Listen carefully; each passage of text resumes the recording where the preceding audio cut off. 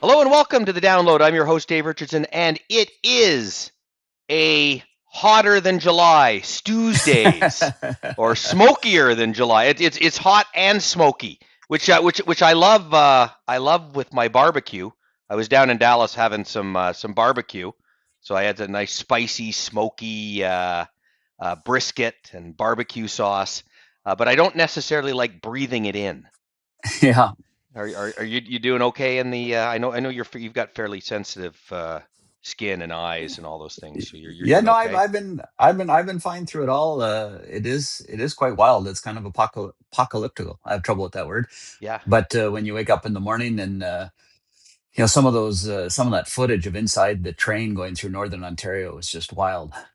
yeah, Uh, crazy. Well, I so hope yeah. everybody's okay, and that's I guess it's kind of par for the course that you're going to get some fires, and but to 2 years in a row to walk outside the front door and Yeah. breathe in smoke that's 1,000 kilometers away or a couple of thousand kilometers away is something else. But and Stu, we've been off a little bit, and we've because by the way, Stu Kedwell is the global chief investment officer at RBC Global Asset Management. So he's been globaling, and that's making it hard to connect. But Stu, there's just so much going on. It's going to be great to catch up this morning.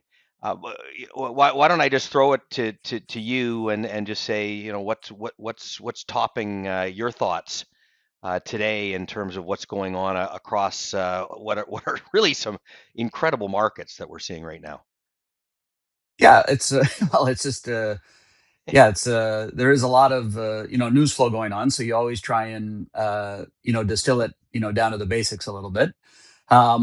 We've dealt with kind of three things in the last a couple of weeks. We've had a resumption of attacks in the Strait of Hormuz between United States and Iraq, and that has caused a movement in oil prices, but not the same as before. I think markets.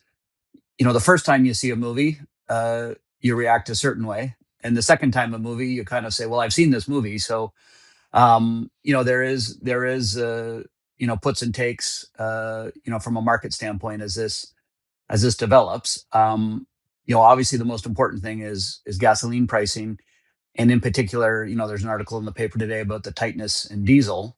Yeah, Um, versus the last time around, the worries around say aircraft fuel is not the same. So, there are some things that we have to worry about on that front.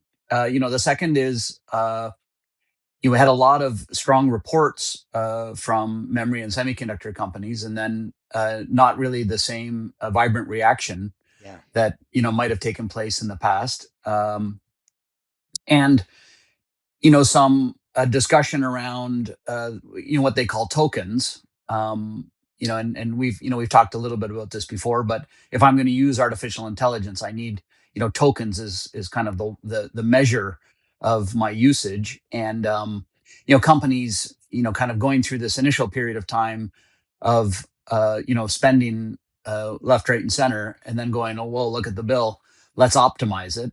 yeah, And so like anything, as it happens the first time, like you people think, well, these tokens are just going to be up and away, and now there's going to be more efficiency around it, and there are some new models that have poked their head out that can do similar tasks for a lot cheaper. And this has entered the discussion. There's maybe been some supply discussions on the memory side coming from China. So uh I think like any time, we have to always kind of think of a share price as embeds a set of assumptions.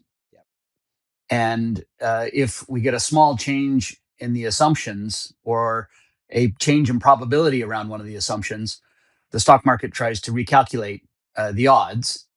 And I think you've pointed out in some of your work, at the margin, some of these stocks are involved in leveraged vehicles.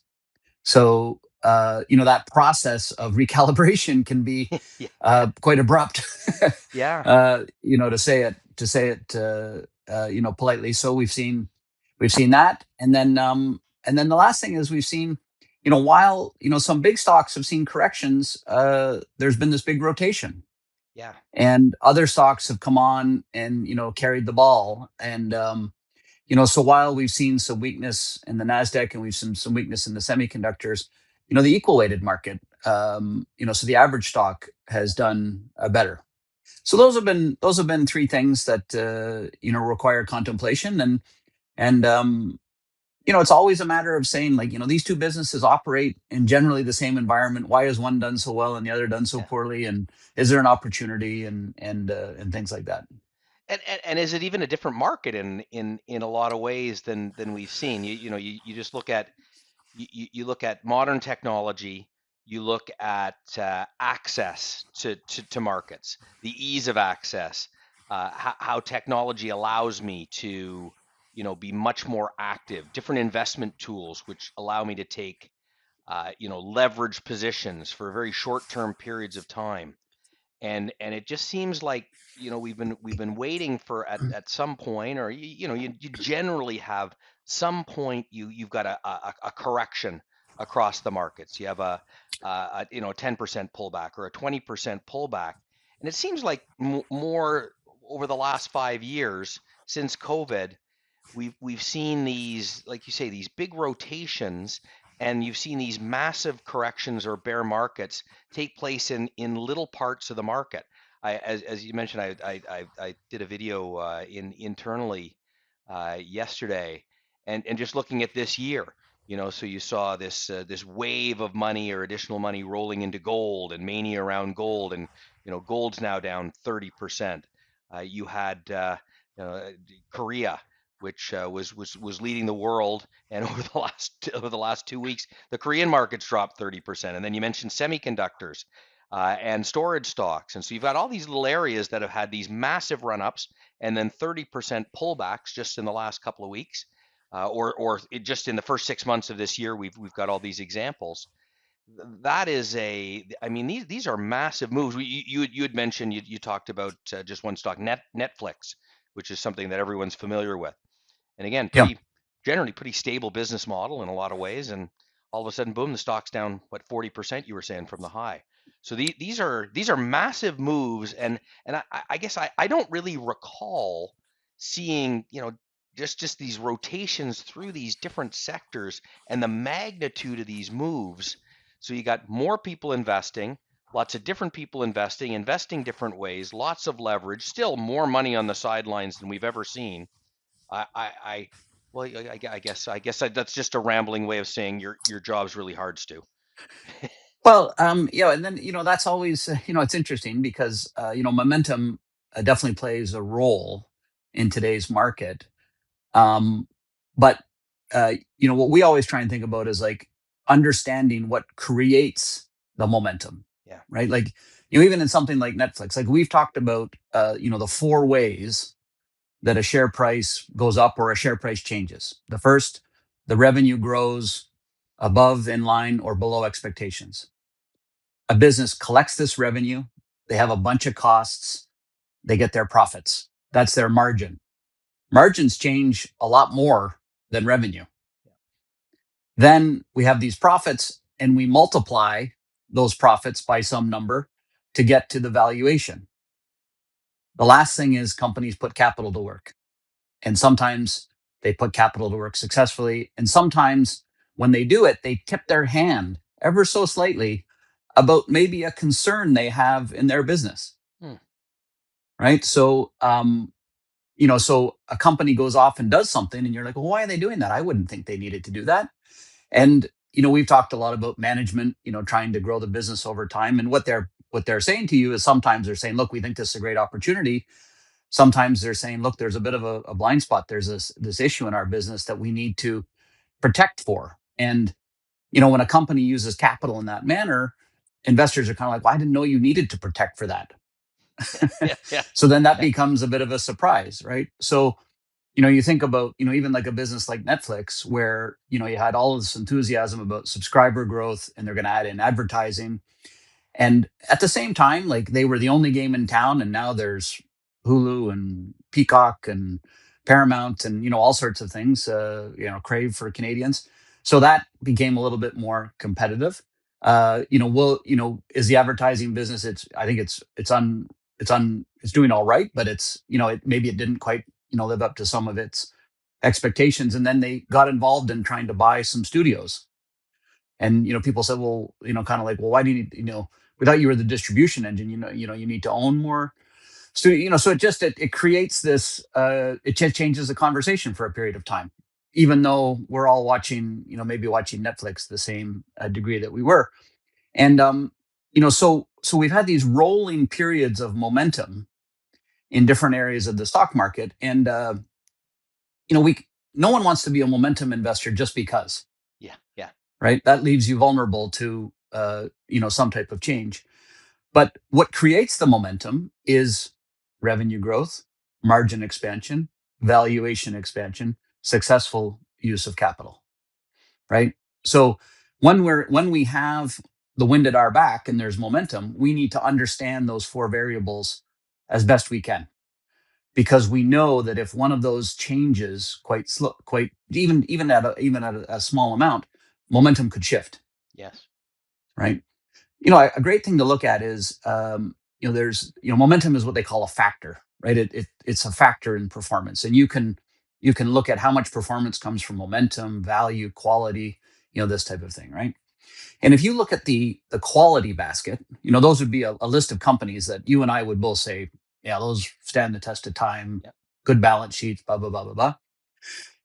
Since interest rates bottomed, quality has underperformed the index by around 250 to 300 basis points, 2.5 to 3% a year.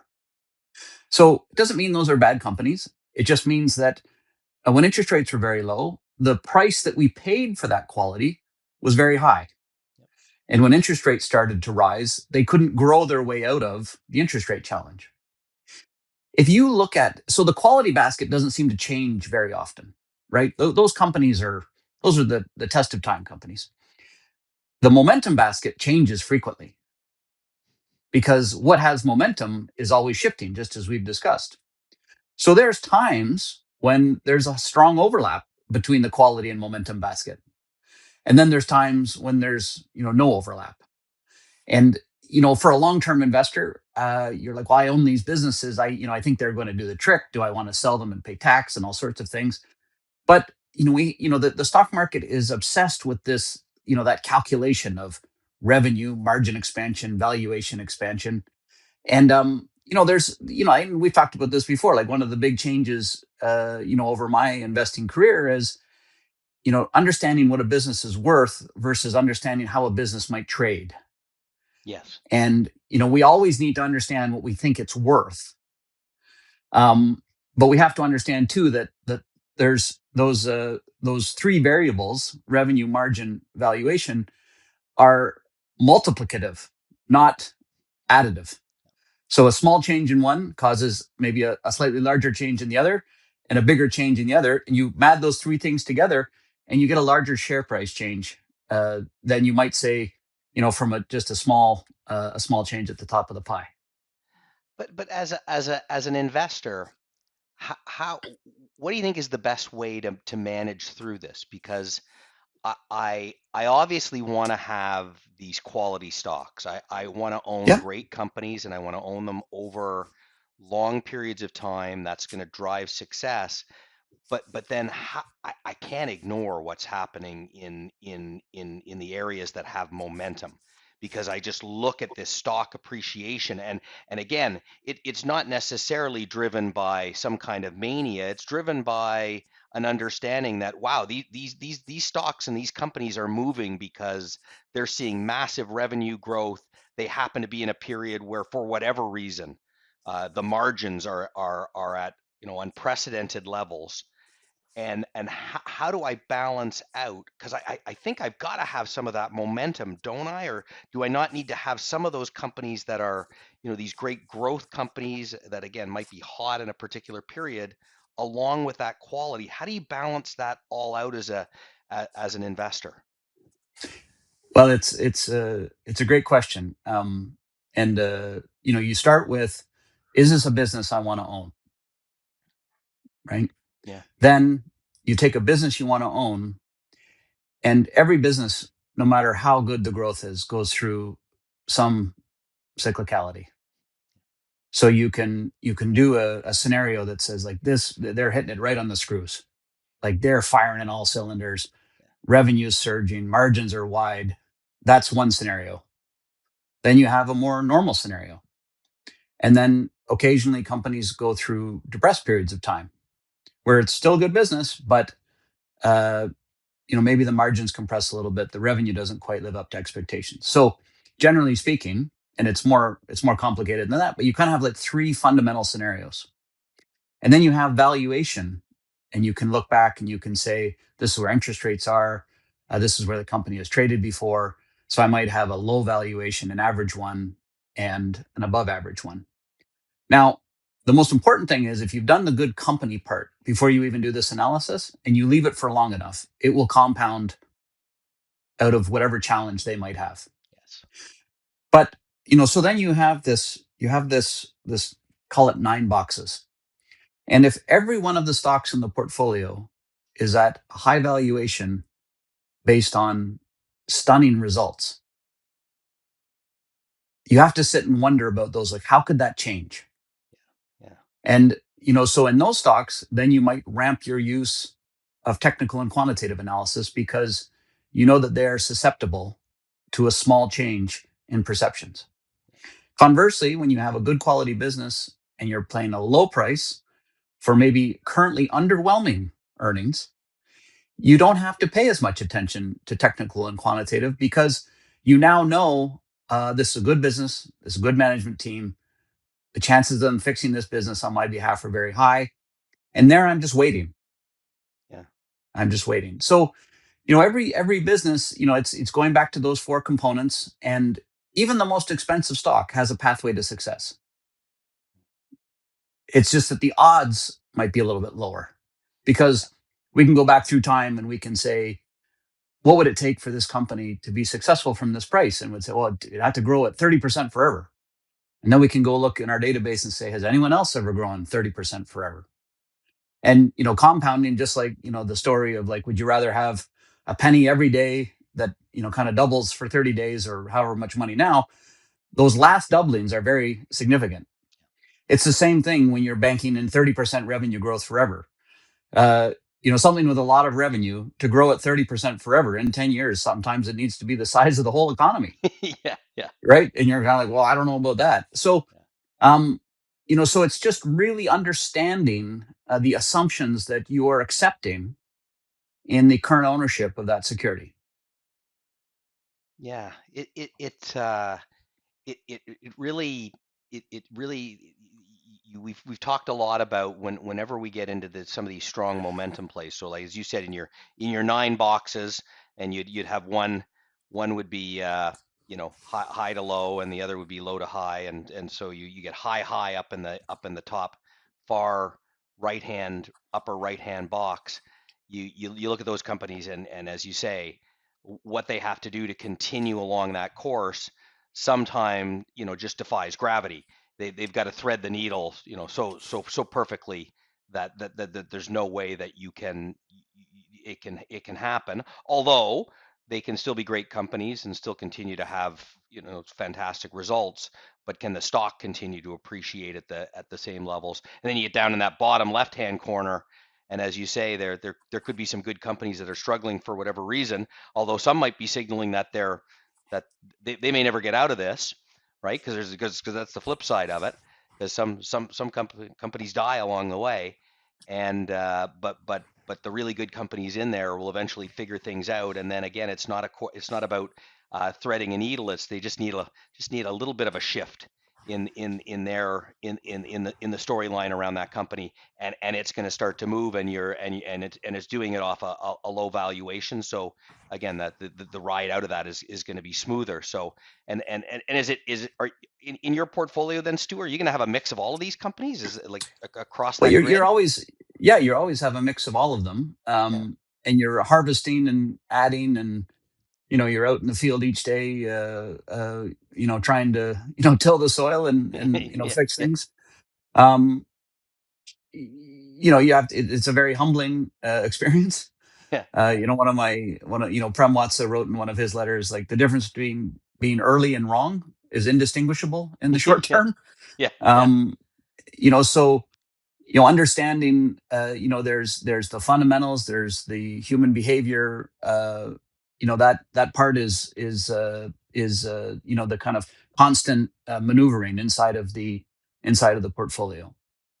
Yeah, I guess and we've talked about this on previous episodes. And by the way, Sorry, please I shouldn't say the no, constant maneuvering. I should say the constant thought thought. Yes. about maneuvering. Right, like Uh, you don't come to work to change your portfolio. You are always evaluating it.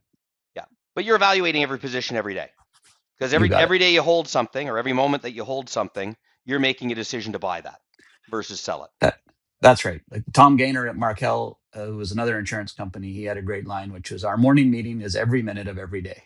every minute of every day. Yeah. Sorry, I was just going to go into the Stu, the idea that if you love this kind of wisdom from the out of the investment stew, as we call it, on Stu's days, please subscribe, follow us, follow us wherever you get your podcasts, and subscribe to the YouTube channel.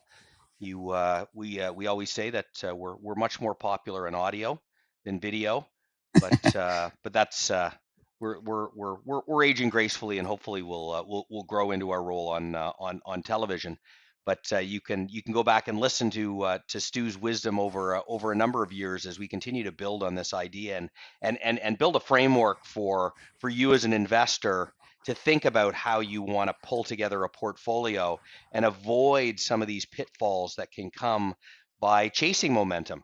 And we've just seen another example over the last over the first 6 months of the year, but another example over the last couple of weeks where you can just see how quickly the air can come out of a balloon. And if you're stuck in if you're on that balloon, it's a pretty bumpy ride down, until it finds ground, and then you hope ground isn't actually ground, because then you got a real big problem. But Stu, the one thing that's been a constant for me as I'm watching markets evolve, and I'm watching again all of these different ways that investors approach markets and different vehicles, um, different tools. It just constantly seems to me that a lot of investors are just not conscious of risk management at all. In other words, when you're riding these waves, you're rewarded for taking on as much risk as you can. You're ultimately punished, but on the way, I think people just kind of disregard the risk factor, and again, it becomes much more speculating and gambling. I think Warren Buffett had made Yeah. a comment about that over the last couple of weeks. The gambling element, and they're just riding the wave, not really worrying about what's on the other side, and there usually is something on the other side, as we've been discussing. Yeah. I try and just, the market is what the market is, right? Like uh, so I just try and keep to that investment process that we just discussed. And anytime you look at a stock, and it could be at a level that might have a levered ETF that purchased it, or it could be, who knows why it's owned at what level. um you just have to ask yourself, like, so the assumptions that are embedded in that share price today, am I willing to underwrite those assumptions? Do I agree with them? Yeah, And if that's the case, and then there's volatility, and you think your assumptions still hold, then you ride through it. um we're in an environment where there is a lot of access to these products, yeah, through X, and I still call it Twitter a little bit, but X, the town square is very vocal. yeah, News travels fast. So we just have to kind of take the world for what it is. yeah. But also remembering, as you say, the long nose of the stock market, Hmm. because it's not what's happening today. The market is trying to understand what's going to be happening, a year from now, or thereabouts. and it's trying to sniff out, like you say, with your long nose analogy, long nose trying to sniff out what's happening down the road. Today is a snapshot, and the market is going to move off where things are going, not where they are. You got it. So Stu, let's just great summary of what's been going on. By the way, I think that was a great learning opportunity for people who listen to that. This might be one where we when we have Eric Lascelles on, we encourage people to slow down the speed. I think that's one where you can slow down the speed of your audio to make sure that you're capturing everything that Stu was saying there. I did want to go into to one specific area as we haven't been on over the last couple of weeks. The bank earnings came out of the U.S. Earlier Hmm. this week, and always portend what might be happening in Canada, but also give you an indication of what's going on in the economy, where are they making money, what are the areas of the business. These are broad, diverse businesses that have lots of different profit pools, and there was a pretty distinct area that was driving more of the bottom line than you'd normally see across the U.S. banks. And what are your thoughts on that and how that plays out across that sector as we move forward? Yeah, sure. I think there's kind of three things to take away. The first is what you mentioned was that capital markets activity was very strong, and when you think about the last 3 months with the war in Iraq, what's gone on with some of the semiconductors and AI stocks and interest rates and currencies, uh, SpaceX. This was a tremendous period of time for trading businesses. When you think about the IPO of SpaceX and the amount of volume that it traded in that first couple of days, volume is like owning a trading desk. Like think of it like a hamster wheel. Yeah, And in the quarter, the hamsters were busy. They yeah, were, yeah, yeah, those wheels were turning. That like of the parts of the business, you might say, well, I'm not sure that will sustain itself at these high levels. We'll see. yeah, Um, the net interest margins, what had been a big part of bank earnings, those started to subside, the increases in them. But then, interestingly, in a number of the U.S. banks, loan growth picked up, which yeah, has been relatively dormant. And so when you think about the different, again, like a bank is also has different pistons that fire at different times. And so so the loan growth was a bit better in some banks than expected. So those were kind of the three things that stuck out in my mind. All three would help, certainly help the Canadian banks, although those share prices too have done extremely well. And I think there's a good argument whether or not they reflect uh, a degree of this strength. yeah. And I think for those who've listened regularly, go back to when interest rates were peaking, and we were going to start to see some cuts in the Fed rate, Bank of Canada rate, and you talked about just the basics of how a bank would have made money, back in the caveman days as a traditional business.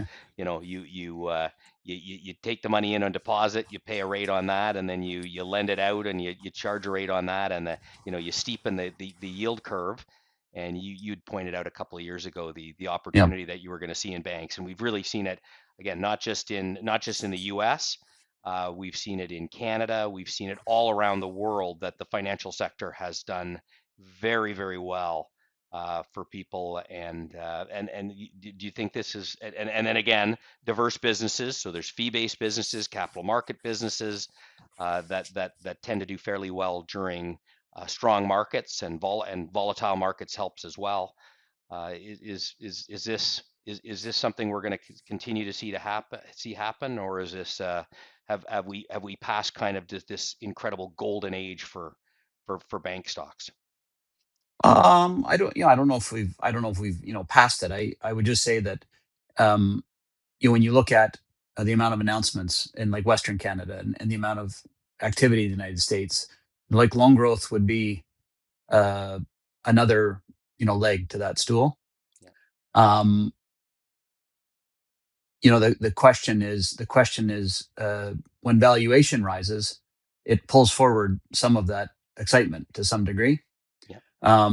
So, capital markets are quite robust, but like these trading numbers were up in equities like 50, 60, 70%. Yeah. Yeah. Um, uh, and there's no question when there's volatility and there's lots of new issuance, you make a lot of money in trading. Um, so you wouldn't expect the same type of growth going forward again. We've talked about net interest margin, not necessarily contracting, but just leveling off. That was a source of growth. So, loan growth will be interesting. Wealth has also been very strong.